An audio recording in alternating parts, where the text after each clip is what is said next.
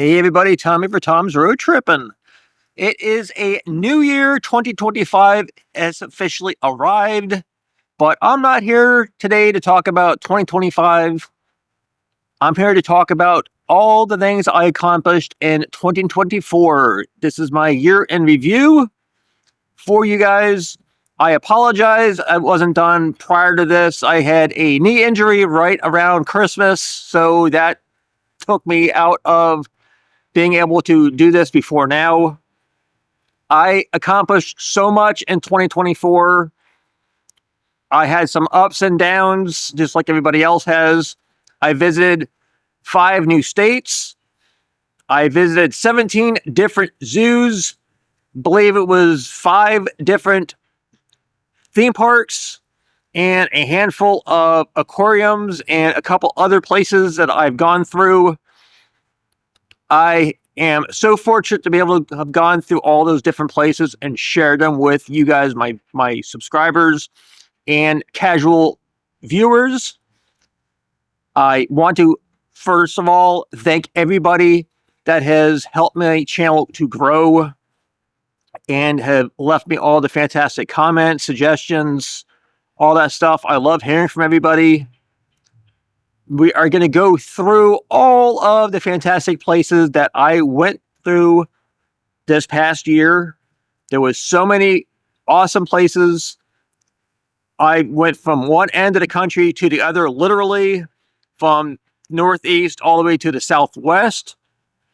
From one end of the other, I am coming up on completing my eventual 50 state of being through. I have 6 states left. 4 of them in the Northwest, which I will be going through this year in 2025. And also there's Alaska and Hawaii. Those 2 might take a little bit longer, but I will eventually get to them. My first road trip of 2024 was early spring. I went to 2 different states, Georgia and Florida, my home state. The first place that I went to was Chehaw Park Zoo. This is a sort of a smaller zoo. It is a trail you walk. It was really, really nice. It was pretty naturalistic habitats. Had a pretty decent variety of animals. Right next door to that, actually, right down the street, I believe it was the second place I went to that day, and that was the Flint River Aquarium. This is a smaller footprint aquarium right here in Albany, Georgia. Now, the Flint River Aquarium has a really large, deep water portion of the aquarium. That is the main focus of this aquarium. It's not a really large property, but they had a lot of gorgeous tanks to it. I suggest if you are in the Albany area to visit that place. It doesn't take too long to go through. Like I said, the main thing that they have there is a pretty deep water, freshwater tank. Lots of fish. It was fantastic. On the second day of that road trip in early spring, I headed back to Florida, up in the Panhandle. Would you believe they actually have a underground cave system that you can go through in Florida? I was really surprised to hear about that from another YouTuber that I frequently watch. They went there. I spoke to them about it, and they recommended it to me. It was fantastic. An actual underground cave system that has fresh air that you can walk through, that is open to the public. Most underwater cave systems in the state of Florida are filled with water.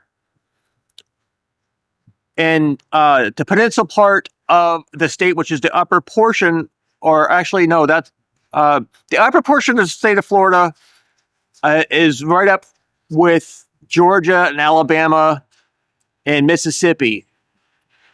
that is not as sandy of a soil as the peninsula part, which is the part that jets down. The water table is very, very high, or just below the surface of the soil. So that's the reason why Florida doesn't have basements. There are a few exceptions with larger commercial buildings. But anyway, this was a really fun experience, seeing a cave system in the state of Florida. I've been to many different cave systems throughout the United States. So again, if you are in the Panhandle area and you're driving through I-10, this is a great stop. It's not too far off the beaten path from I-10, and it is a really fun experience if you are a fan of cave systems. And because the cave system didn't take all day, I had the opportunity to go to a second attraction on the second day of that road trip. I went to Zoo World. This was in Panama City Beach. Zoo World was fantastic. I really, really enjoyed it there. They have all of a bunch of different animals that are native to the state of Florida. A lot of crocodilians, alligators, crocodiles, caimans, anything in between they have there at Zoo World. It isn't too expensive to get in. It is a touristy area, so expect to see lots of other tourist attractions in that area. It's Panama City Beach. This was a really fun experience. I'm glad I got to go there, that I had time to go there. They have a lot of natural habitats. There wasn't too bad of... I had a little bit of rain that kind of cut my day short, but it didn't interfere with me filming everything. So coming to the state of Florida, it is called a Sunshine State, but we do get frequent rainstorms, especially during the summertime. On the third day of that road trip, I was still in the state of Florida, up in the Panhandle, and I went to Emerald Coast Zoo. This was the other zoo that I went to on that road trip. Now, Emerald Coast Zoo is a smaller size zoo. It has a really good variety of animals for its size. There's a lot of dirt pathways. So if you're in a wheelchair or taking a stroller, just be aware that it's outdoorsy. It's not all built up like some of the the larger zoos in the country, that everything is going to be concrete or paved pathways. This was right after a major rainstorm that happened the night before, so there was a lot of mud, but it wasn't too bad. Their variety of animals is really, really nice. They've got wolves, they got zebras, they have some lions, lots of other animals, like a lot of different birds. They had some monkeys. They don't have large animals. Like, there's no elephants or giraffes, things like that. But it's still a fun zoo to go through if you are in the area. I do recommend it. It's a fantastic facility. All the staff there are very, very friendly. Now, my second road trip of 2024 happened in late spring, early summer. This is where I went back to the west coast of the United States. I almost said Florida. Went back west, I-10. My first stop driving took a couple days, but my first stop was actually the El Paso Zoo. I've always wanted to go there. The last time I went towards California, I didn't stop at any of the places. So going this trip, I wanted to have extra time, so I took 3 weeks rather than my normal 2 weeks. So I had a little bit of extra time to go to other attractions on the way towards California. So El Paso Zoo is a pretty decent sized zoo. It is one of the furthest zoos in Texas on the west coast. Most of the other attractions in the state of Texas are the eastern portion of the state. So there's lots of rural or not built up areas along I-10 getting to El Paso. It took me a day and a half to go from like the Dallas, Fort Worth area all the way over to El Paso. It was worth the drive. Really, really nice zoo. I had a lot of fun. Now, the second day, I went up to Albuquerque. This is in New Mexico. This was my first actual visit into the state other than driving through I-10. I-10 goes through the southwest portion of the state. The only other time that I've been through New Mexico was just that little stretch. So Albuquerque is all the way in the northern portion of the state. So it took me several hours to get from where I was in El Paso up to Albuquerque. So my first stop was the ABQ Biopark. Now, this is a massive place. They have a zoo, they have an aquarium, and they have a botanical gardens. I visited all three. I was there for 2 different days. My first day, I did the aquarium. Now, the aquarium is really, really nice. It's all indoors. It's 2 floors. Not a super big place, but they have so many gorgeous tanks. I was very, very amazed at how it looked. Gorgeous place. They have sharks. They had the rays. They had all sorts of beautiful, colorful fish.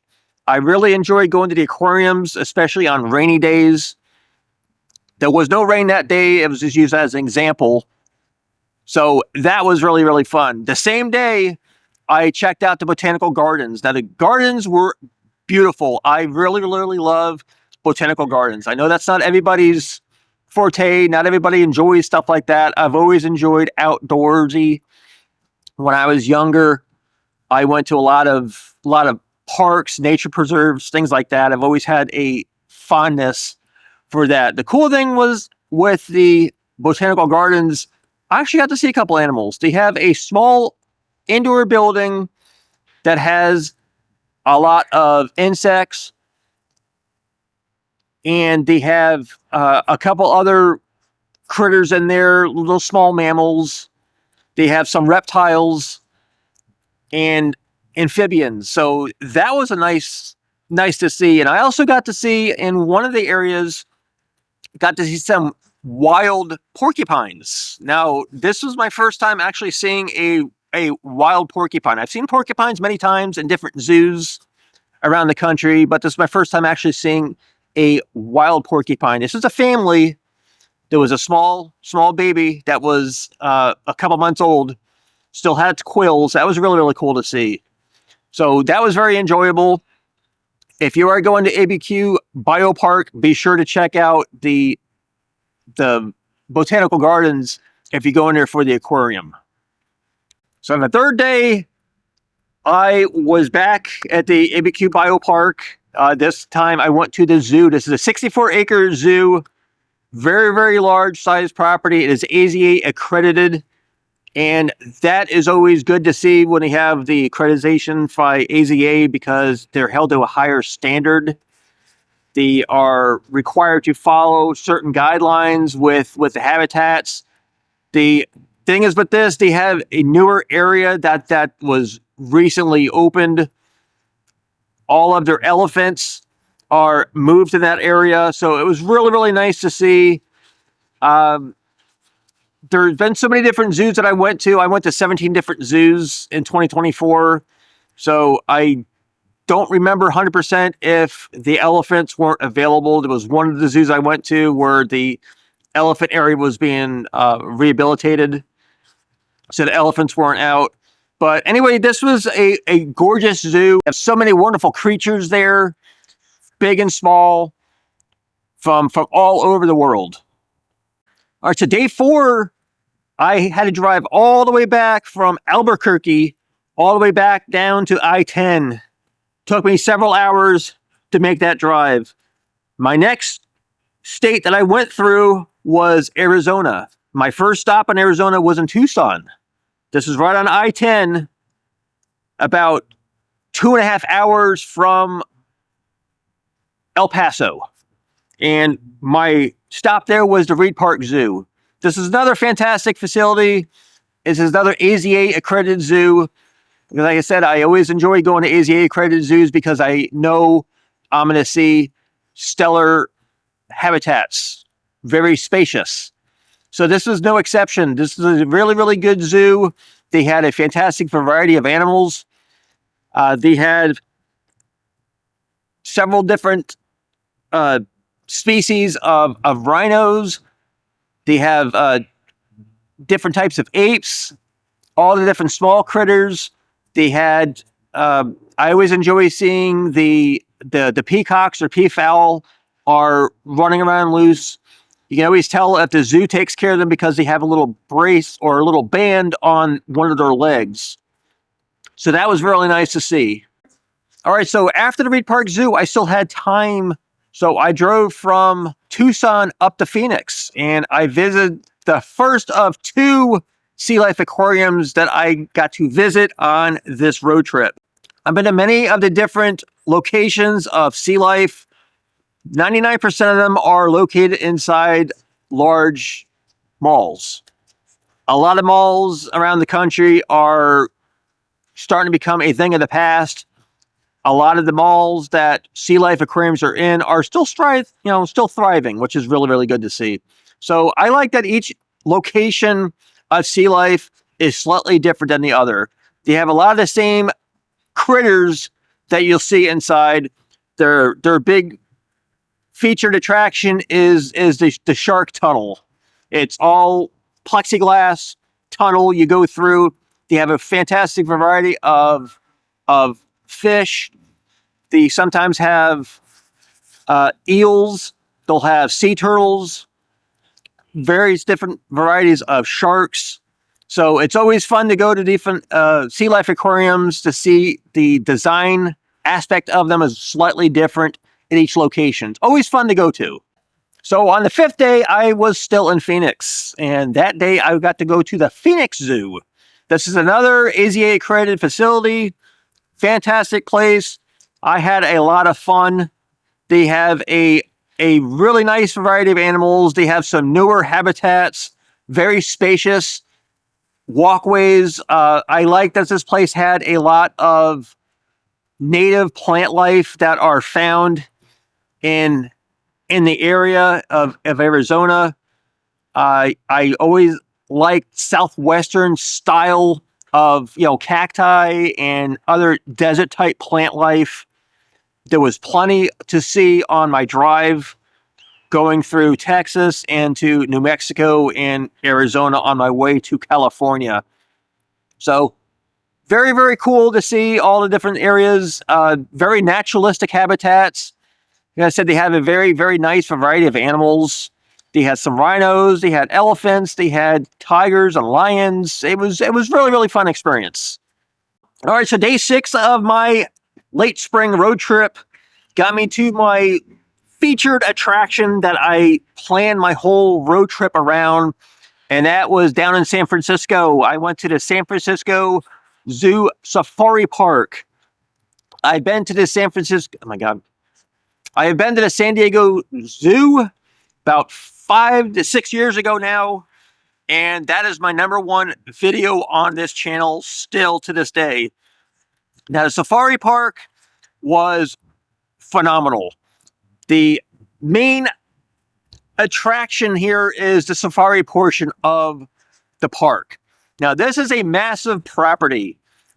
They have included with park admission, they have their basic safari tour. You go out on trams and you go out into a portion of their Serengeti style safari where you get to see a lot of the animals that you would find in Africa. You got your water buffalo, you got your giraffe, you got your zebras, other antelope, things like that. Lots of cool stuff. Their walkthrough portion was also amazing. As you might have guessed, this is AZA accredited, and it is affiliated with the San Diego Zoo itself. So they both work together They move animals between the two parks. They're not right next to each other. They're pretty far apart. They're both considered San Diego, even though this particular zoo is the far northern portion in a suburb of San Diego.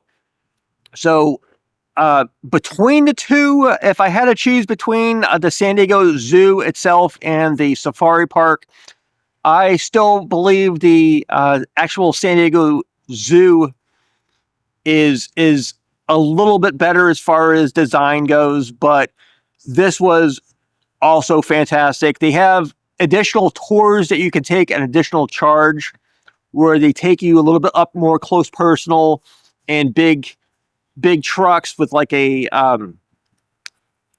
large bed where you stand up and you can get it close and you actually feed some of the animals. I did not partake in any of those additional things because I was doing a full tour and I wanted to have enough time to film everything. This was a really fun experience. I'm glad I got to go to it. This was, like I said, this was the main focus of my trip going back to California. So day 7, I was still down in San Diego.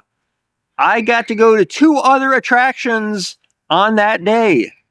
The first being Legoland in California. This was my 3rd Legoland park that I had visited. The other one being in Winter Haven and here in my home state of Florida. The other one being in upstate New York. That was really fun. The one that's in California is the oldest one in the country. They were having their 25th birthday on my trip there, which was really cool. I originally thought that the park was older than that, but I was incorrect. Now, I did a complete full tour of that. However, I had some issues with the memory card on my camera. I still don't know exactly what happened. Well, I lost the last quarter of the tour of the park.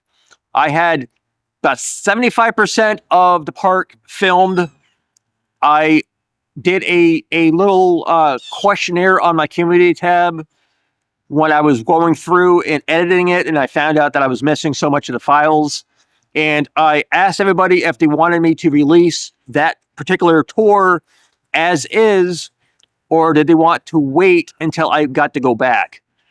Now, I am heading back to the West Coast this year, 2025, because I'm going to be doing the northwestern states, finishing up the 4 remaining states in the continental United States. So I will be going back to Legoland, California, to film or refilm all the missing areas of the park. So that'll be released as kind of a part 2 sometime during 2025. So also right next door from Legoland is another sea life aquarium. Now, the cool thing with this sea life aquarium is it is, of course, there's a lot of Lego characters throughout the attraction, both inside the tank and the total design of this place. So this was my second sea life aquarium that I got to visit on this road trip. As I stated, each location is slightly different. They had their large, giant tank. It was really nice. It was very enjoyable. That was released as a second separate video from the Legoland video. Strangely enough, everything was filmed on the same camera with the same memory card, and I didn't lose any of the files. It was filmed the same day. So again, I'm not really sure exactly what happened. Technical difficulties happen with this. I've had other places that I filmed that the whole tour just disappeared. All right, so day 8, I went up to Los Angeles and I visited the Los Angeles Zoo. Now, this is a pretty decent sized zoo. It took me a lot longer to go through the property than I initially thought it was based on the map. Now, this is an AZA accredited zoo. However, there was one major critique that I did not care for about this zoo. They use a lot of older style cages. Now, I don't mean just small cages. They were concrete block and wire mesh cages where they have a lot of their birds in. Now, I don't mind seeing ones like that used for birds. However, some of the animals that they had housed in these particular habitats, which are spread all throughout the property, I did not care for. I didn't like the look of them. I believe they are outdated, and I'm praying that the zoo will eventually phase those out. They do have a lot of naturalistic habitats. There were a couple other habitats that I thought were a little too small for the animals that were housed in there, like they had an Indian rhinoceros. The habitat from the area that is viewable to us was rather small, so I didn't care for that. But for the most part, the zoo was fantastic. They have their whole center portion of the zoo is dedicated to the elephants. Different viewing areas to give you different descriptions of the different areas of the world where elephants are found and all the different information about them.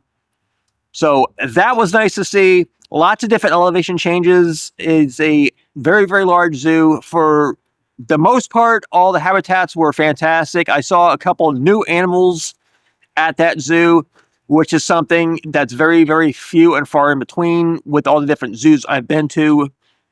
130 different zoos, I believe, so far that I've been to. So it's always exciting to see a new animal that I've never seen before. All right, so day 9, I went up to Santa Barbara. Now, normally when I do a road trip, I give a detailed list of all the different attractions I'm going to on my community tab. This was a bonus stop that I didn't have actual scheduled. I went to the Santa Barbara Zoo. This is a sort of a smaller to mid-sized zoo. It was actually 30 acres, which isn't too bad. This was a pretty nice zoo. I like the walking pathways that they have.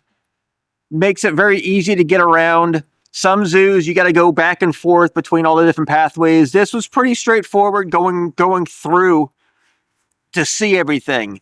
And he had a nice variety of animals. This is also, I believe this is AZA accredited as well. So this was a nice bonus stop on my going through the state of California. On this road trip, I was concentrating on the lower half of the state. This year, 2025, I'm going to be doing the upper portion of the state, northern portion. All right, day 10. I went to my other featured attraction that I scheduled on this road trip. I went to Monterey, California. This is on the western portion, about 100, just over 100 miles from San Francisco. I went to the Monterey Bay Aquarium. Now, this aquarium is known worldwide, and they are the only aquarium on the planet that has successfully housed a great white shark without it perishing. It was there for, I believe it was 6 months.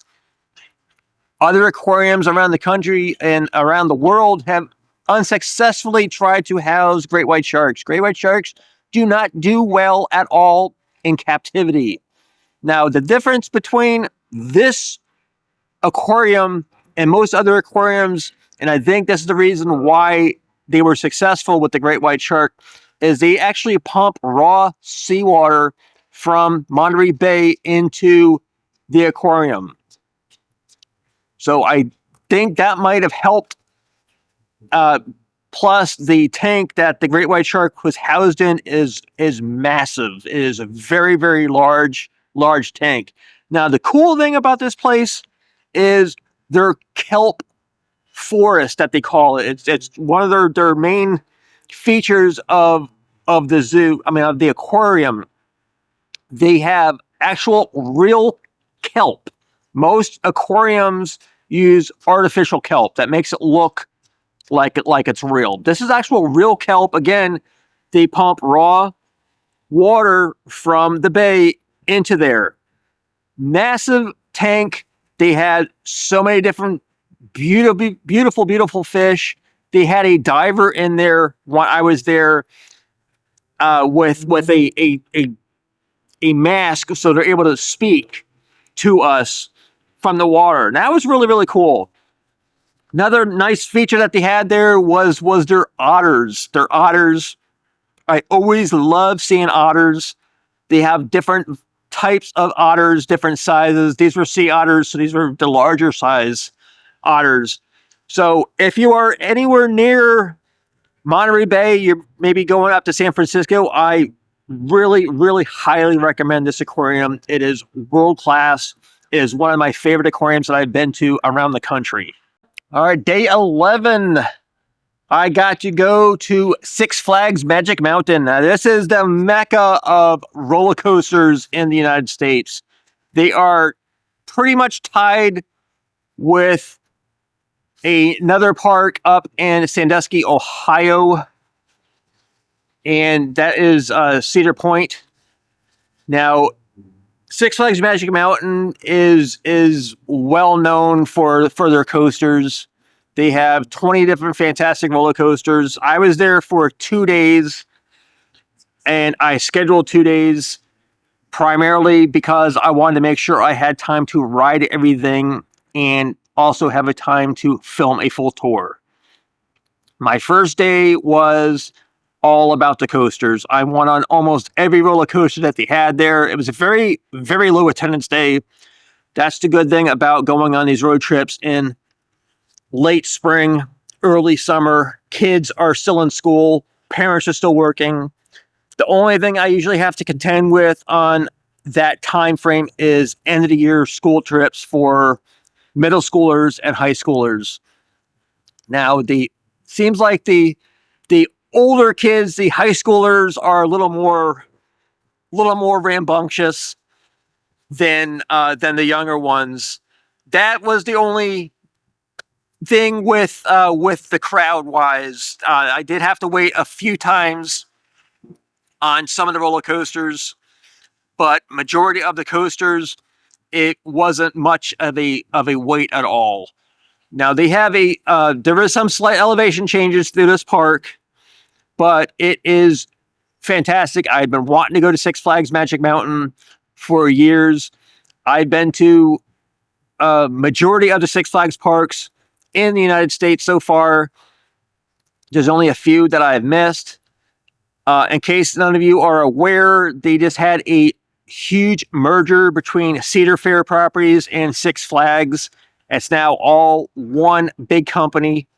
So that opens up a lot of uncertainty on what's going to happen with the naming of certain properties. There's actually 2 of the Six Flags parks that are not actually labeled as Six Flags, and that's Darien Lake in upstate New York and also Frontier City in Oklahoma. I have not been to those 2 yet. I plan on going this year. I'm hoping to go to the rest of the Six Flags parks in this country this year. Now, if you're not aware, I'm a adrenaline junkie. I absolutely love roller coasters. I've been on probably, I don't have an actual count, but it's got to be close to 1,000 different roller coasters and all different places I've been to in my 50 years of living. I went on my first roller coaster, I think, when I was either 4 or 5 at Laurie Park Zoo in Tampa, Florida. That was my first roller coaster, and I've loved them ever since. All right, so day 13, I went back to Las Vegas. I was in Las Vegas 6 years ago, the first time I went to California. This time I was going to Las Vegas. I was going to spend a day or so. However, there was an issue with my paycheck not going through. There was something that happened with my vacation time where it had to get changed and it didn't get put in properly. So I was running low on funds at that point. This is coming towards the ending stretch of my vacation. So while I had other things planned, I did get to go to the main attraction that I was going to. This was actually called Shark Reef Aquarium. And this is at the Mandalay Bay Resort Casino. Now, this is a smaller footprint aquarium. However, the design of this place is phenomenal. It's a gorgeous place. They have a lot of variety of animals, lots of signage there. I particularly enjoyed the one habitat that had all of their piranha in there. The cool thing with that is one of the zoo staff or aquarium staff was right there and gave me some information that I didn't know about their scales. Have you ever seen a piranha? Their scales are very, very shiny. And that is a protective measure when they're like at a feeding frenzy. They are susceptible to other prey or other animals that would treat them as prey. It blends in with the sand, the scales, so it makes them harder to see. So that was something I didn't know before. They had a lot of nice variety of other animals there besides just the actual aquatic things that you would expect to see. Their signage was very informative. Like I said, this place was just absolutely gorgeous. So I had planned to do more than one attraction at Las Vegas, but because of the issue with my paycheck, I had to cut short my time in Las Vegas. So day 14, I moved over to my first new state of this last year, 2024. This was in Utah. I went up to Salt Lake City.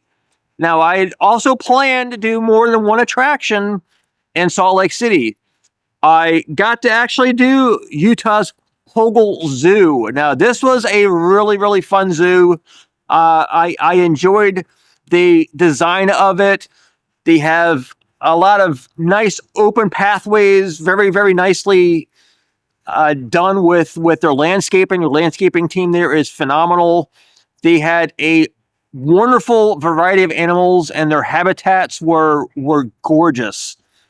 It's very, very enjoyable.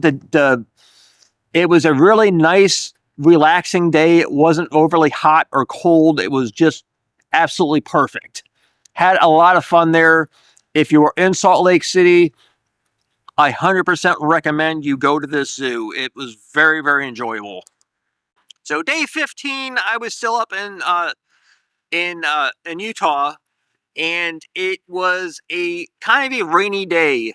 Now, usually I experience some sort of rain on my road trips, and I try to have something indoors scheduled just in case of rain. I also include in my scheduling a rain delay day.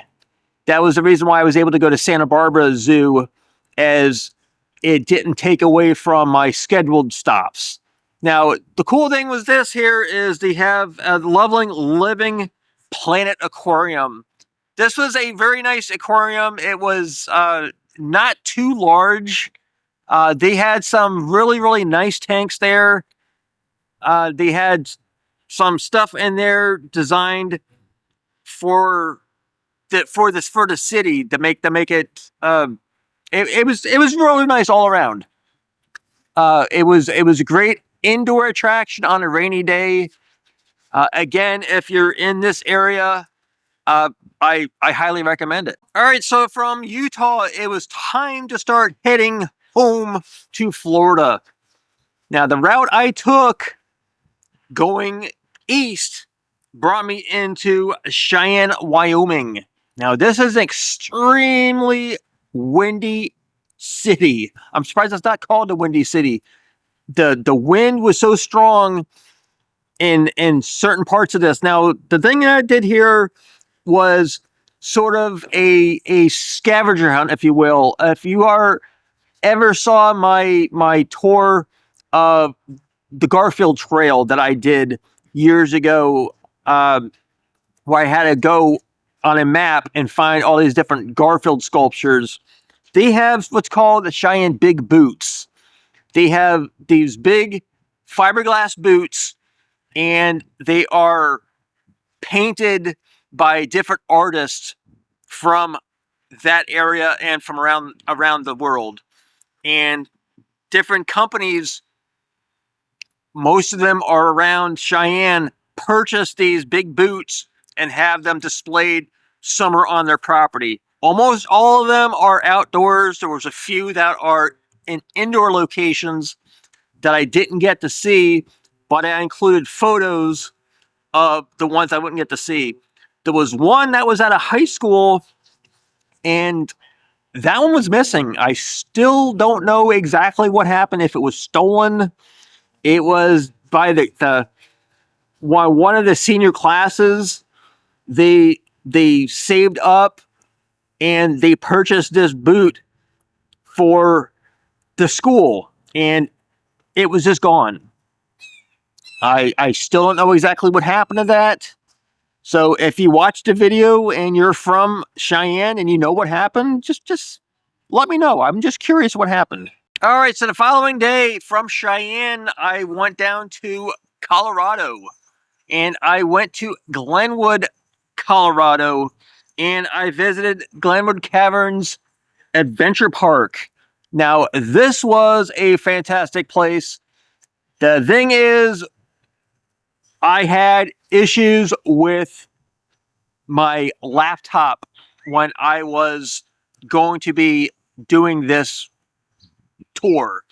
I had my GoPro with me that I wore. I got to film on all the rides. However, all of the video footage that I filmed on my camera of the park tour and inside the beautiful caverns was lost. I had to reset my laptop. Now, normally, all my videos are uploaded to the cloud storage, and for somehow, once my videos are transferred from my camera SD card to my laptop, I'll either save them on an external hard drive that I carry with me on my road trips, or they're uploaded to the cloud. I forgot to transfer the files to my external hard drive, and I thought that they had uploaded to the cloud. So when I had to reset my laptop because there was problems with some of the programming, I lost all of the files of the tour. Now, again, this was another situation where I had a questionnaire up on my community tab asking people if they wanted me to release the ride footage or wait. Now, I am planning to go back to Glenwood Caverns this year on my road trip when I go back out west. And I will be filming a new tour of Glenwood Caverns because I have other places that I plan on doing in the Colorado area, hopefully on that same road trip. So I at least got to release all of the files of I had on my GoPro of the rides. Really, really cool park. The rides are very, very exhilarating. They have a couple really cool roller coasters. Of course, the caverns are, I thought, was the best part. They have two different cave systems, just magnificent. I am sorry I don't have those files to show you because it was just magnificent. But again, I'll be going back there in this year, and when it's released, I'll do it as a kind of a part 2. All right, so that wrapped up my late spring road trip out west. Now, my second major road trip, I usually take 2 main road trips and a couple smaller road trips each year. At least I try to. My second road trip was in August. This was late summer, and this brought me back up to the Northeast. The year before, in 2023, I went up to the Northeast, but I didn't get to see all of the states. I only went to, I believe it was Massachusetts and Connecticut. So this road trip, I was going back up to see the other 4 states in the Northeast that I didn't get to see the previous year. My first stop on my August road trip was in Ocean City, Maryland. This was another of the really, really cool Ripley's Believe It or Not auditoriums. Now, I've been to almost every single Ripley's around the United States. There was a few that I missed that were not open anymore because they closed. So this was a fun place.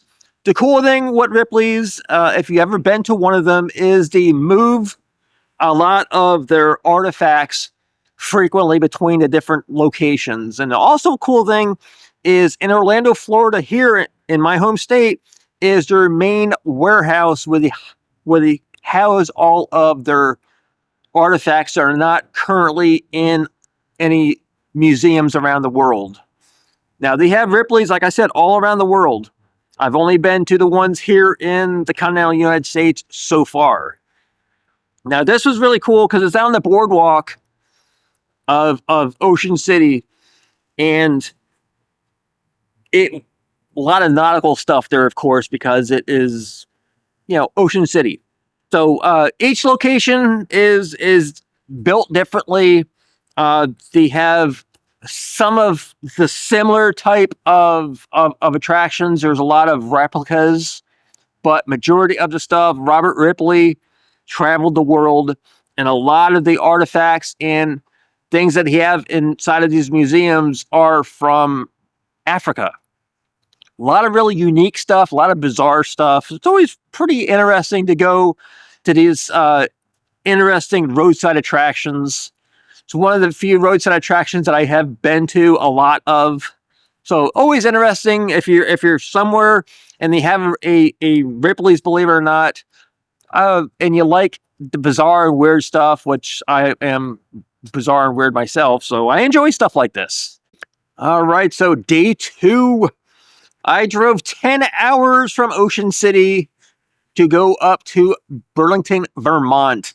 And my attraction that I was planning to go to was called the Eco Leafy Center for Lake Champlain. Now, this is a combination aquarium and museum. Now, almost always, any place that I go to and I film, I've never had any issues. Now, once I got inside and I started filming the entry area, I was approached by a worker there. And I was informed that because I am filming this for my YouTube channel, not for personal use, I had to have prior permission to film there.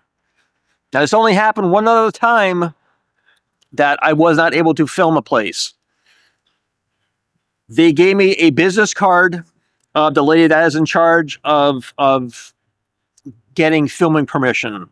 Unfortunately, she was gone for the day, so I wasn't able to get permission that day to film. So what I ended up doing is I filmed their kind of it's a bike walking path. I walked probably about 5 or 6 miles along this trail and just showed you a couple different things that are around there. It was interesting, and it brought me to one of their beaches that they have there, because it's right out there in Lake Champlain, and everything was going good until the rain happened. Luckily, I brought my umbrella with me, so I filmed that, and that's coming up in a few weeks, I believe. So I wanted to at least have something filmed in Vermont, as this was my second new state of 2024, my first time in Vermont. I didn't want to go away to not have anything actually filmed in Vermont. I will be going back there later in 2025 because I got an email from her 2 days later letting me know that I have permission to go there, but unfortunately the time has passed. So I have her information, and I will be contacting her prior to me going back. I'm also hoping to go to like the other cool thing they have there in Vermont is the Ben and Jerry's ice cream factory. I would love to go there to see their tour. Maybe something I'll do. Not 100% sure yet, but something else to maybe look forward to. All right, so day 3, I went to my next new state, which was New Hampshire. I went to Glen, New Hampshire, and my main reason to go there was for the, I believe it's called the, hold on, the Living Shores Aquarium. Now, they have, this aquarium is right next door to Storyland. This is a storybook-themed amusement park geared towards preteens and younger.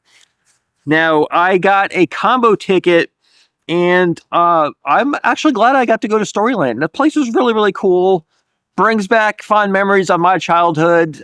Back when I was a child, Laurie Park Zoo, which is my closest zoo to where I reside in the Tampa Bay area, they had a storybook area that had all fiberglass different sculptures of all the different storybook characters, you know, Little Miss Muffet and, you know, Humpty Dumpty, things like that. So this is a fairy tale themed amusement park. They actually had a couple decent roller coasters. I got to ride majority of the rides. You know, they have rides there that are geared towards the little kids, but they actually had a couple roller coasters that were suitable for adults. They had a wooden coaster there, which was actually pretty fast, and that was enjoyable. They had a water rapids ride. They had a log flume. So I wore my GoPro. So in the Storyland tour, you'll actually see my on-ride footage of the rides that I did go on. So that was really, really cool.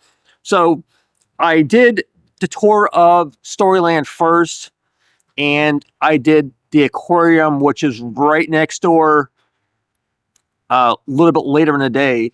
Now, this is a very, very small aquarium. The reason why I do recommend if you go there to do a combo ticket with Storyland, because if you're going there just for the aquarium, it would not be worth it. It's a very, very small aquarium. 90% of the aquarium is touch tanks. It's geared towards the young kids, so it's a lot of hands-on stuff. Now, normally they do normally have otters. However, their otter habitat was blocked off. It was being renovated. So unfortunately, I didn't get to see the otters, but a lot of the touch tanks are really, really nice. They had a couple other critters in there, some amphibians, some snakes, some lizards, you know, cockroaches, things like that. They were going through, moving some things around, you know, doing some renovations. So a lot of their signage wasn't up there. Luckily, one of the staff was there, and they pointed out to me what all the different critters were in all the different tanks. So, like I said, not a really, really large aquarium, but they do have a really good variety of animals. As I said, it's geared towards the younger kids, hence the reason why majority of it is touch pools. It was still a fun experience. Together with Storyland, I had a wonderful day. All right, so day 4 brought me into my next new state, Maine. This is one of the largest states in the country. This is my first time in Maine, and it's got to go to Maine Wildlife Park. Now, I initially had another zoo scheduled.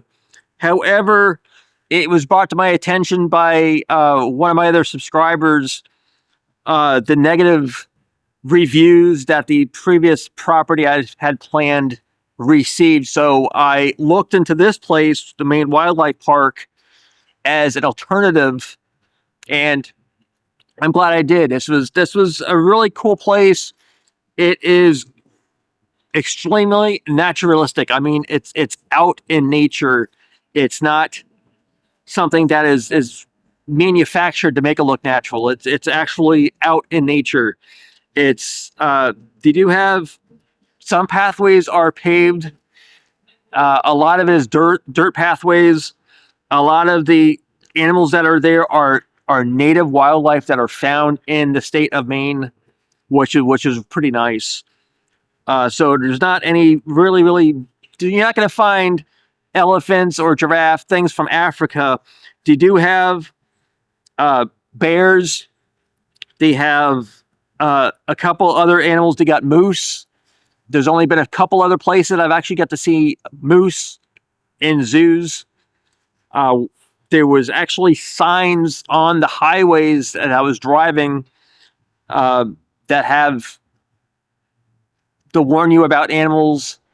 It's the yellow diamonds that usually have like deer or something like that, but they had moose on it. So that would have been really wild to see a moose.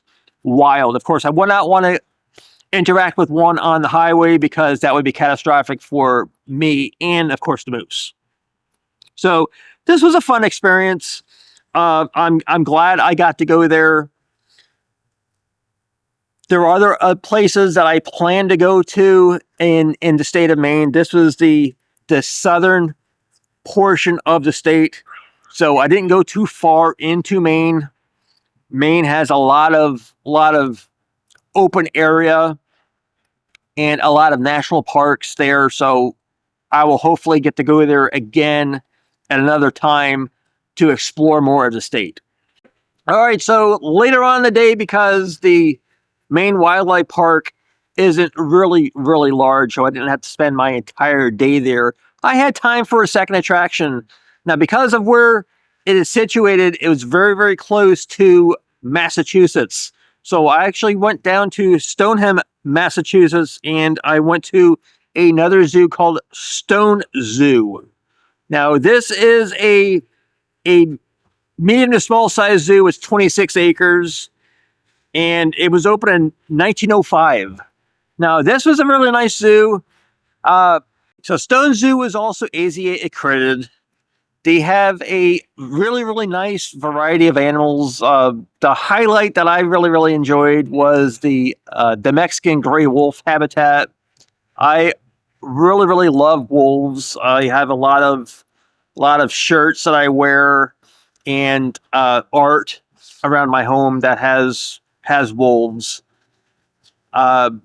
So I always enjoy seeing wolves. The Mexican wolves are the most critically endangered of the wolf species that we have here in the United States, followed by the red wolves. Those are the two most critical types of wolf species. But I enjoy seeing all of them.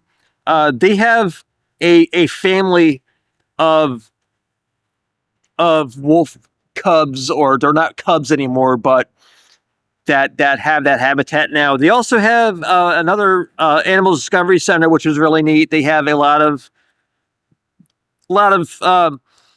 smaller animals. They have amphibians. They got reptiles. They've got geckos. They got all the different snakes. I enjoy seeing all the different snakes.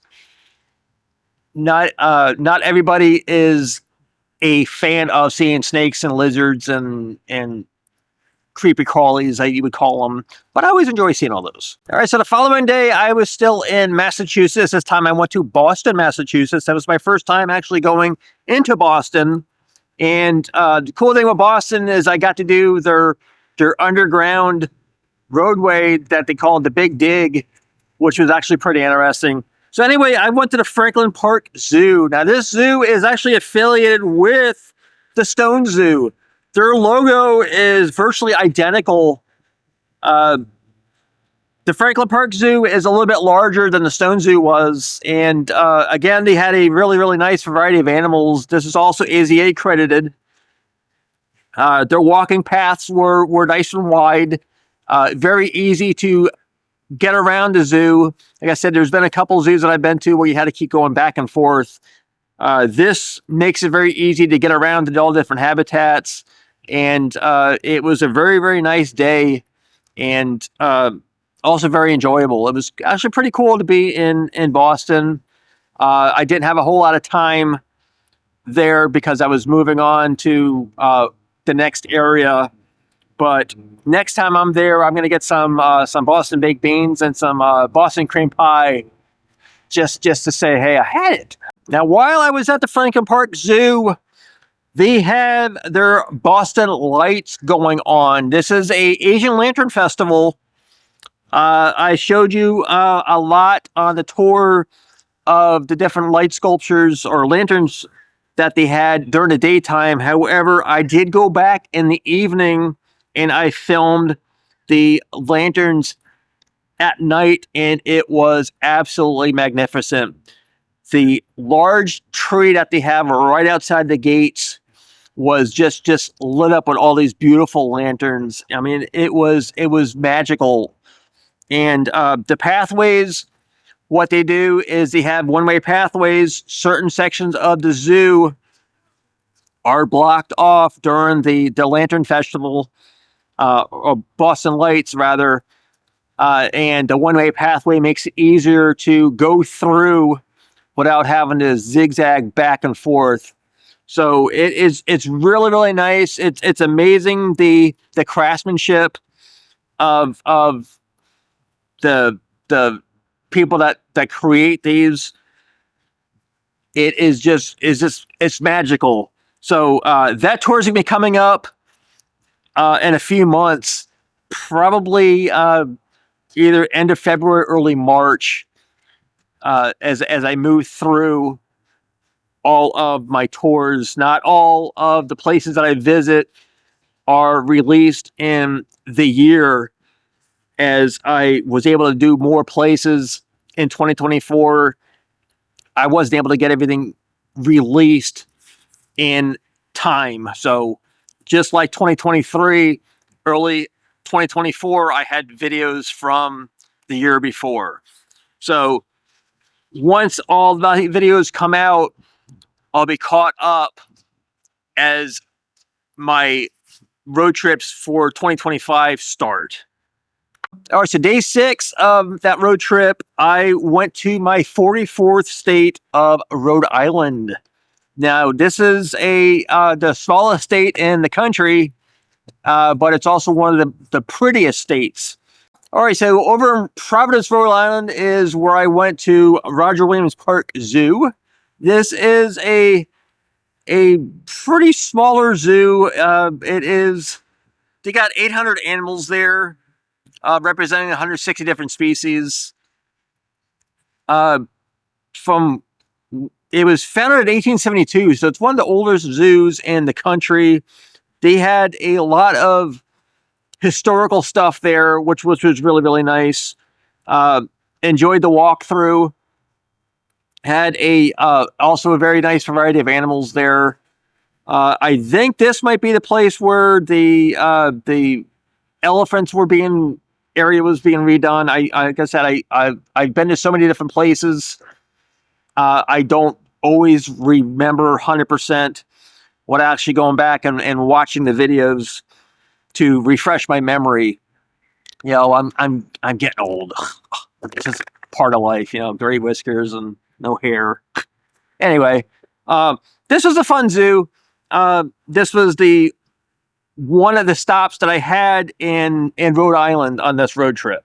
All right, day 7 brought me back to Boston, and that day I went to the New England Aquarium.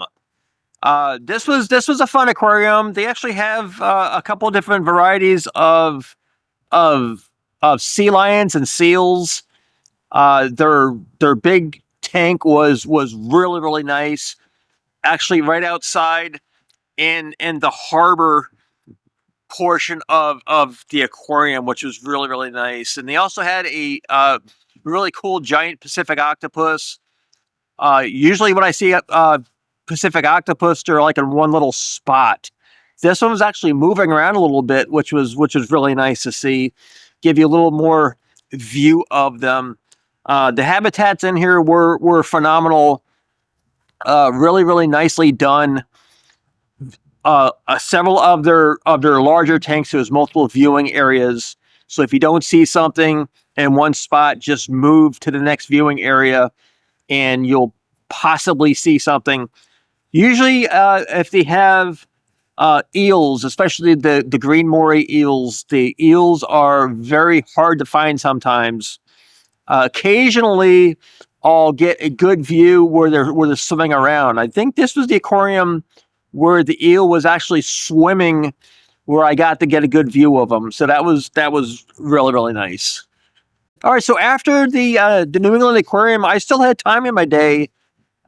Usually, if I do something and I get through with it before noon, and if there's another attraction close by, I try to fit two things in one day. So this was a bonus place that I got to go. I went to Mystic, Connecticut. A lot of the states that are in New England are very close together. Like the lower portion of Maine, you got Boston, you got Rhode Island, and Connecticut are right close by, within like less than 100 miles between the different areas. So anyway, I went to Mystic Aquarium. They have a lot of their area is outside. Luckily, it wasn't a rainy day, so the weather was nice. I did end up missing a few things because I was there later in the day versus earlier in the day, but all the different areas were really, really nice. They had some indoor activities that were an upcharge that I did not participate in.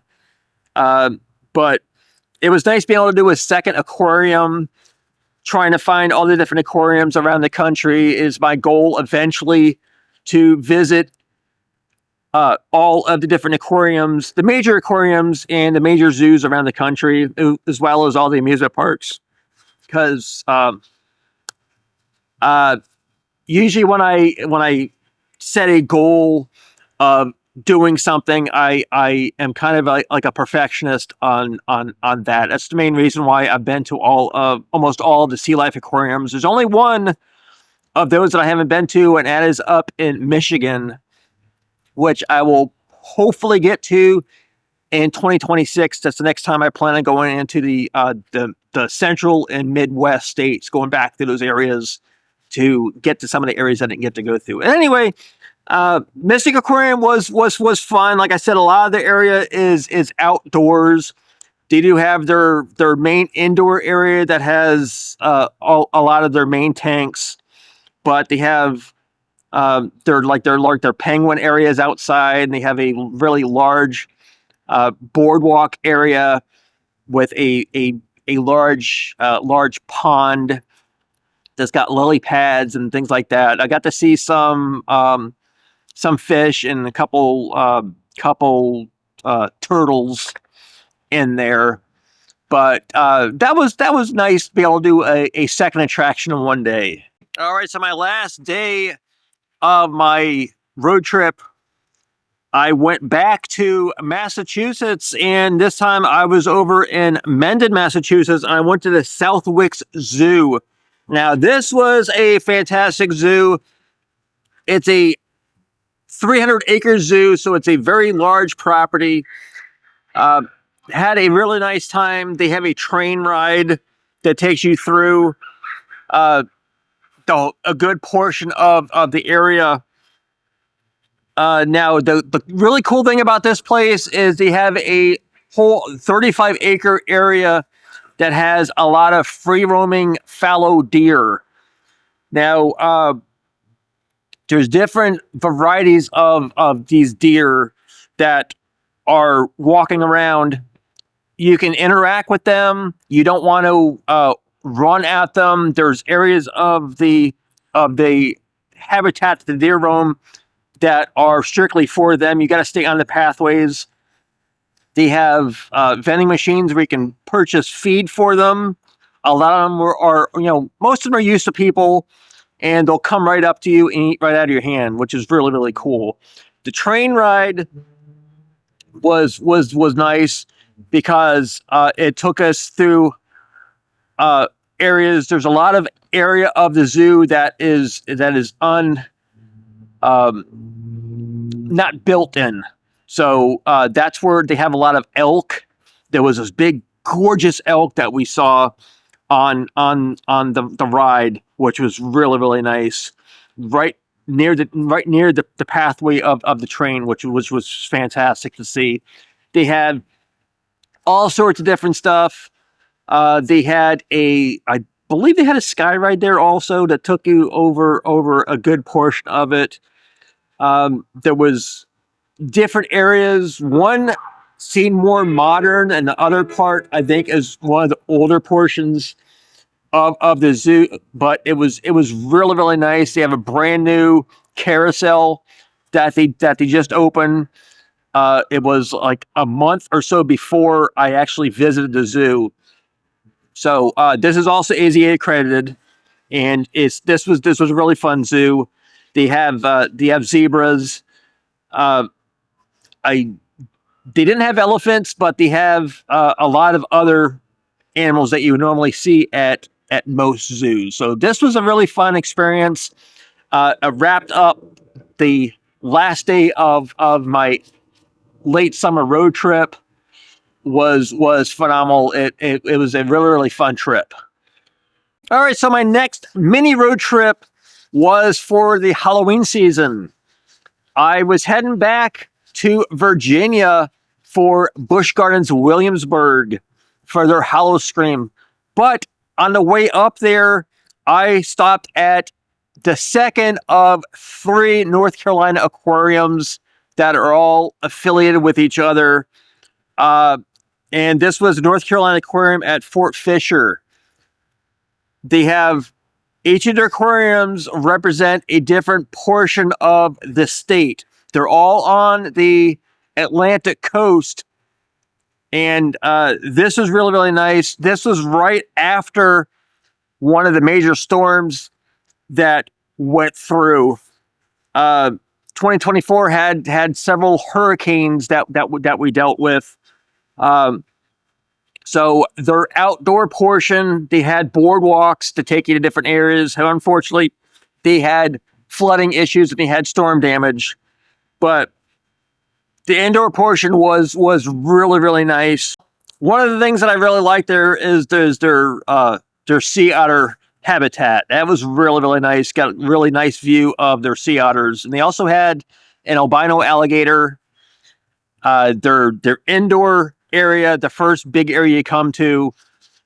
At the time when I was there, they were getting ready to get some owls and some other free flight critters. There was none in there at the time, but the design of the place is really nice. And then they have some of their smaller tanks that were really nice, very nicely done. Each of the 3 different North Carolina aquarium locations are slightly different.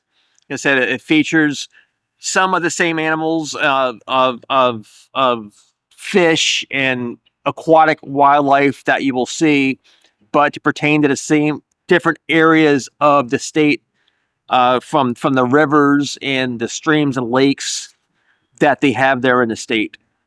All right, so the next day I drove up to Williamsburg, Virginia, and this was the main focus of that road trip, which was to go to Busch Gardens Williamsburg. Now, I've been to Busch Gardens Williamsburg several times prior to that. This trip was the main focus was to go to Howl-O-Scream.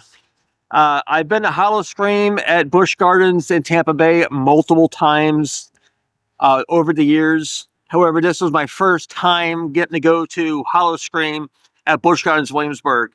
Now, Busch Gardens Williamsburg is been voted the nicest looking amusement park or theme park in the world for multiple years. It's themed around Europe. It used to be called the Old Country. Now it is just called Busch Gardens Williamsburg. I had a fantastic time. They have a lot of unique haunted houses.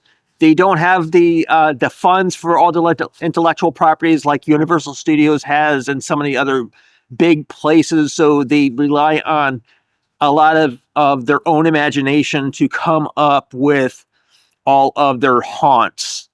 They change things up almost every year. They revamp ones that have been there longer. They had a lot of newer stuff there. They had their one stage show that I saw, which was really, really fun. I always enjoy all of the Halloween theming stuff. Autumn or fall, if you will, is my favorite time of year. I've always enjoyed all of the spooky stuff. I like horror movies. Of course, my favorite film genre is fantasy, but the horror movies I enjoy getting the scares. You know, I guess that's the reason why I love roller coasters so much, because you get the adrenaline. So it's fun and safe. The cool thing, and the thing that's different from Busch Gardens and Tampa Bay and SeaWorld in Orlando, is Howl-O-Scream at Busch Gardens Williamsburg is actually included in park admission. So I didn't have to purchase anything different, and I actually have a annual pass to Busch Gardens Williamsburg and all the other Busch Gardens SeaWorld parks. So it didn't cost me anything to go outside of my monthly membership for my pass. So that was really, really nice. So I was there all day filming a full tour of the park. I was there 2 days. My first day, I just enjoyed going on the coasters, and I did Howl-O-Scream, and the following day is when I actually filmed a full tour. Now, I have done snippets of the park in the past. If you go back to my very earlier videos of when I first started doing YouTube on this channel, you will see all of the rides that I filmed from Busch Gardens Williamsburg. It was one of the first places that I went to outside of Florida to film for my channel. This was done with a GoPro, very low quality. I didn't know exactly what I was doing, so I did a complete full tour. Rode all the rides with my GoPro, some of the newer ones that I'd missed on years past, filmed the train ride, things like that. So I actually got a full actual tour of the park finally. That is available now, as things were Halloween decorated. It made sense to release the stuff earlier rather than later.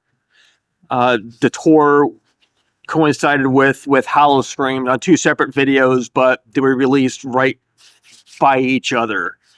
So that was really fun. So once I was back home, a couple weeks later, while this wasn't exactly a road trip, it was an event that I experienced. I went to Howl-O-Scream at SeaWorld in Orlando. This was my first time doing Howl-O-Scream at SeaWorld. This was the third year, I believe, they were doing it. This was a lot of fun. They have, again, a lot of imaginative thinking, the way they designed the place. It is located on just a portion of the park. The whole park is, half the park basically is closed off right before Howl-O-Scream starts. Now, as I was saying, unlike Busch Gardens Williamsburg, SeaWorld, and Busch Gardens in Tampa Bay, you have to purchase a separate ticket for Howl-O-Scream. You get a wristband. As I was there in the park during the daytime, other people that were waiting outside the gates for the event to start did not have wristbands, so there was a little confusion on where we were waiting inside the park versus people coming in from the parking lot. So while I was thinking, hey, I'm going to get first in line to the first haunted house that we went to, I ended up waiting over an hour as everybody piled in from the parking lot. And there was just a lot of miscommunication as we were asking staff versus expectations versus what reality happened. But it was still fun. I did get to go to everything, enjoy everything. I missed their stage show because of the more time. Orlando is the amusement park mecca of the country. It is an extremely busy park. It's the most busy area of the country as far as amusement parks go. So SeaWorld, Disney, Universal, those are all highly congested during events like this. So there was a lot of people there. So waiting in lines were a lot longer than I had at other events. Even Busch Gardens Tampa Bay, the lines aren't quite as bad as it was at SeaWorld. But it was still fun. It was my first time doing it. I've been to Halloween events at Universal Studios in Orlando before. Those there are the crowds are much larger. They have a larger budgets, but I enjoy going to parks like this, like I said, where they don't have the intellectual property and the high budgets. So it's always cool to see the way they come up with stuff on their own without intellectual property. So this was still fun. All right, so my last mini trip of the year happened in November. I was going back up to some areas for Christmas. Christmas is, of course, my second favorite holiday as far as decor goes. Going from spooky stuff. There's only basically 2 times a year where you can decorate your house when you like a crazy person. Halloween and, of course, Christmas. So going back up to some of the areas that I've been to in the past, my first stop was to a family-owned amusement park called Fun Spot America. This is their Atlanta location. This is the newest of the 3 locations. They have 2 of them here in the home state of Florida, one in Kissimmee and one in Orlando. Now, Fun Spot Atlanta, my main attraction reason why I wanted to go there was for their custom AMC roller coaster that they had built a couple years ago called Air Force One. Now, this was amazing, fantastic, extremely low attendance day when I went there. Wasn't many people there at all. They were just getting ready for their Christmas season, so they had some Christmas decor up. So because it was sort of Christmassy themed, this video was released in December. All throughout the month of December, I released videos on Tuesday and Thursday. So because it had Christmassy themed stuff, I felt it made more sense to release it with the Christmas stuff rather than later on in 2025 like it normally would be. So my favorite part, of course, was the roller coaster there, custom built for that park. They do have a couple go-kart tracks. Their multi-level go-kart track was a lot of fun. I didn't go on the other coasters, other go-kart tracks. They have several flat rides. They got a big arcade. So it's a fun place. All right, so my second day of my little mini pre-winter road trip, I went to Murrells Inlet, South Carolina, and I went to the Low Country Zoo at Brook Green Gardens. Now, this place was fantastic. The zoo itself is very small. The main thing with Brook Green Gardens is they are the largest sculpture garden in the United States. Massive amounts of different sculptures, walking pathways. I went to their welcome center first, and I got myself a hat. In case you're not aware, I get hats almost all the different places that I go to as a souvenir and help keep my head from burning. It's a nice day here today, so I'm not worried about a hat as I'm in a park to come here to film this for you guys. Anyway, so Low Country Zoo is you're walking on different pathways. They had some really cute otters that were hamming it up for me. As soon as they saw me, they came swimming over and they were doing all sorts of different things, showing off for me. They have a couple of different foxes. They were sleeping up in a tree. Alligator, a couple other different things, and animal sculptures throughout the walking pathways of the property. The highlight of my visit to the Low Country Zoo was their wolf habitat. They have a couple new wolves there, and it was very, very magical to see these animals. They are newly there. They were there for less than 2 months during my visit here. They have two males, I believe, two males and one female. It's a breeding program, for the red wolves. Red wolves are critically endangered, as I said earlier. Between the Mexican wolves and red wolves, those are both critically endangered. There's only a small portion of the wild that these animals are located in. It's in North Carolina. So it was really, really nice to actually get to see them. I didn't think I was going to get to see them at first. One male was in the back, got to see him, and then the female came out in the big yard. So that was nice to see them. So after checking out the zoo, I walked around and did a nice overview of majority of their really, really nice sculptures that they have. The animal sculptures were, of course, my favorite, but they had a lot of artistic nudes there, and I gave a basically a warning: if this is something that you're not into, I don't recommend you watch. So it was a very nice experience. These Brooklyn Gardens was the property encompasses 3 former rice plantations from the 1800s. There is some history there, not so good history about slavery, but as I stated in the video, I believe it is important to learn from history so stuff like that doesn't happen again. Don't erase history, you learn from it. That way it's there for future generations to learn from. All right, so the following day, I went to my third of the North Carolina aquariums, this time on Roanoke Island. This was a really fun aquarium. The location it was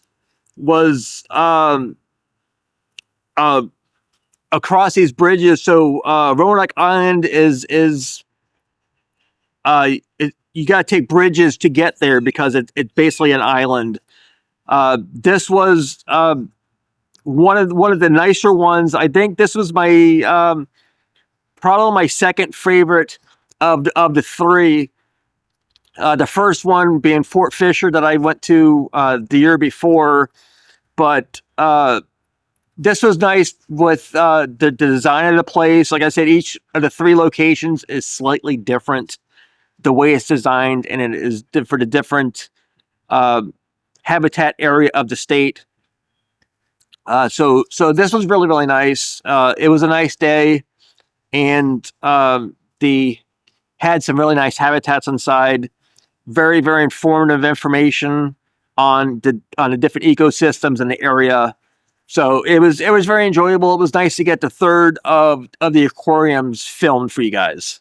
All right, so day 5 brought me back to Williamsburg, Virginia, and I went back to Busch Gardens in Williamsburg. This time I went there for their Christmas Town event. Now, again, I've been to the Christmas Town at Busch Gardens, Tampa Bay multiple times. Also, they have it at SeaWorld in Orlando and the other SeaWorld parks. But this was my first time doing Christmas Town at Busch Gardens in Williamsburg. This was also gorgeous. I was just there like a month or so before for their Hollow Scream event. The Christmas Town was fantastic. Well, all the gorgeous lights all throughout. I really enjoy this park. Dare I say I like it more than my home park here at Busch Gardens, Tampa Bay. As majority of their park is more rides, and a large portion of Busch Gardens Tampa Bay is geared towards animals, which I don't mind that. But as far as roller coasters go and other rides, but anyway, the whole park was decked out in millions of lights, so that was really, really nice. It was cool to go back there again to film another aspect of that park for you guys. All right, so the next 2 days after that, I went back to Hershey, Pennsylvania. I went to Hershey Park in 2023, and I had all intentions of filming a tour of the park. However, I underestimated the sheer size of this place and the number of roller coasters. So by the time I got to go on all the roller coasters, and of course, when I went, there were school groups there, so that upped the wait times. I basically ran out of time to film a tour. Earlier in the year, when I went on my road trip up northeast, I had originally planned to go to Hershey Park. However, I had to move stuff around because I took 3 weeks in my first early summer, late spring road trip over to the West Coast. I didn't have enough PTO saved up to make my vacation 2 weeks, so I had to shrink it down to 1 week. So anyway, I got to go back to Hershey Park, and I went there for their Christmas lights. I like going to different places that have a lot of Christmas lights and different stuff. So anyway, the cool thing there is they had a drive-through Christmas light display that was basically down the street, and it was called Hershey's Sweet Lights, and it was I think it was a 2-mile drive-through.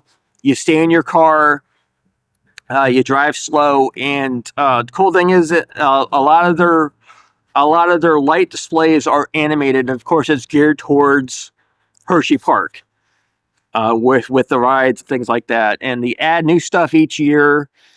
So that was very, very enjoyable. That was my first night that I got there, because by the time I got from Williamsburg up here to Hershey Park, it was later in the evening, so it was perfect timing to get there for Hershey Sweet Lights.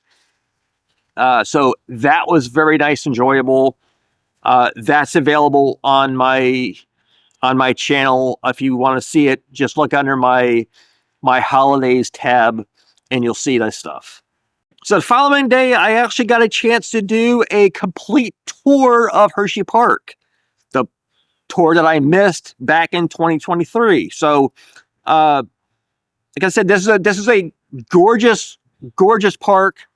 Lots of different roller coasters. Because I rode all of the roller coasters the previous year, I was focusing basically just on the tour. Now, I did ride the monorail, and I rode the train, and there was a couple other smaller rides that I went on that I did not film. So it was nice to actually do a full tour of Hershey Park to add to my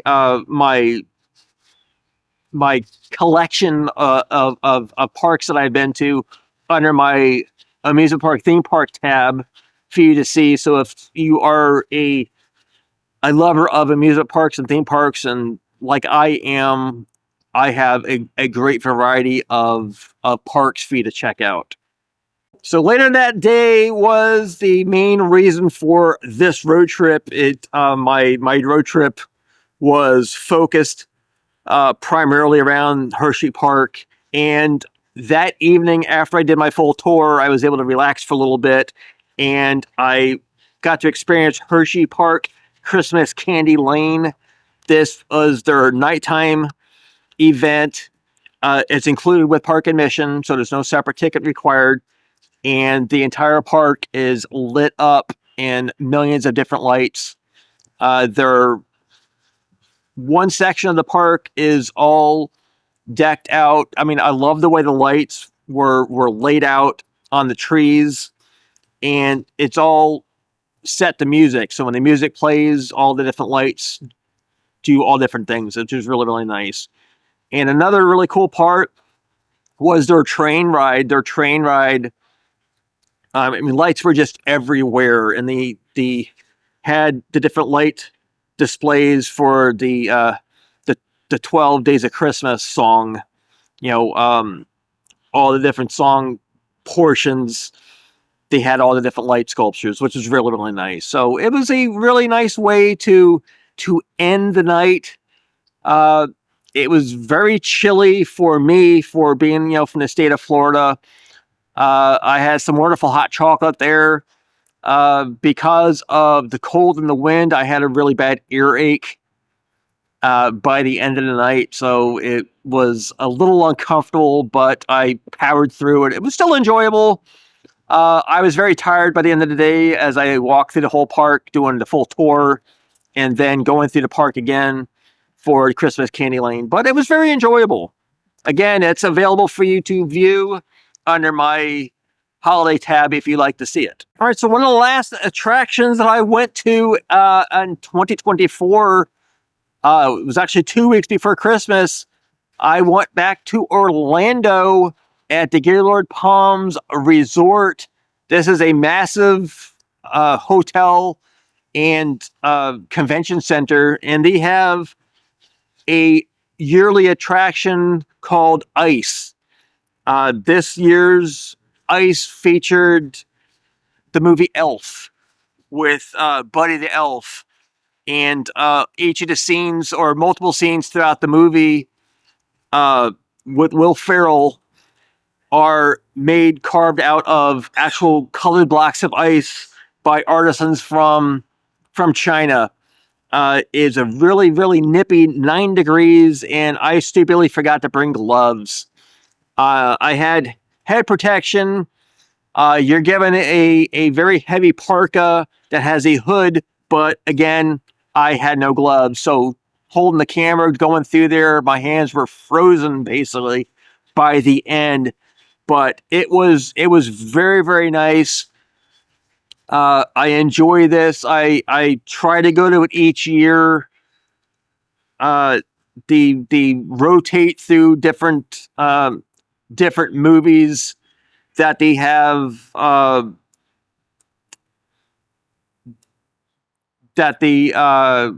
have the rights to use. So this was a fun attraction. I walked around their big atrium, showed you. They have beautiful koi fish and alligators and some snakes, and so it's kind of a little bit of everything. And showed you a big Christmas tree, and so it was a very nice day. The only drawback was that I don't really like at all is their parking fee. The parking there, I was there for less than 2 hours, and the parking was $47, which is outrageous that they charge you that much just for your car to sit there in the parking lot. So that was a little bit annoying. Years past, it was like $20, and now it's like $47 for 2 hours, which is absolutely crazy. But it was still enjoyable, other than the sticker shock when I found out how much the parking is. All right, later in that evening, after Ice, I got to go to the Central Florida Zoo, and I got to go for their Asian Lantern Festival. Their theming this year is called Into the Wild. This is my second Asian Lantern Festival of this year, the first one being in New York that I told you about. Now, this was fantastic. This was my first Asian Lantern Festival in the state of Florida. And I'm glad I found information on it. Actually, another YouTuber that I'm familiar with went, and they said it was really, really good. So I got to go there. I did 2 different versions, one with my commentary and one where I'm completely silent going through. This was fantastic. All of the different animals depicted on the Asian lanterns, very, very colorful. It was just amazing. They have a lot of stuff that's animated. Again, because it was a theming of Christmas and a portion of it, this was the last video that came out for 2024. So as you can see, or going through all the different places I went to in 2024, I'm very, very thankful and appreciative that I'm able to do this. I am having the absolute best time of my life, going to all the different places, experiencing stuff, and most of all, sharing them with you guys on my YouTube channel. I want to thank everybody for helping my channel. I reached a 10,000 subscriber mark. I really hope more people will subscribe. Again, most of my viewers are from non-subscribers. I try to have stuff, a multitude of different stuff for people to enjoy. So if you are new to my channel and you haven't subscribed yet, it just takes one click of a button to subscribe. I always welcome people's comments, suggestions, questions, even critiques. I sometimes learn things from people pointing out, hey, you did this wrong, or you should do that. As long as you're nice about it, I appreciate hearing from people. So here is to 2024, a fantastic year. 2025 has just started. I'm very much looking forward to all of my plans that I have for 2025. I hope it is a wonderful and prosperous year for everybody. Thank you guys for watching. I really, really appreciate it. I'll see you next time. Bye.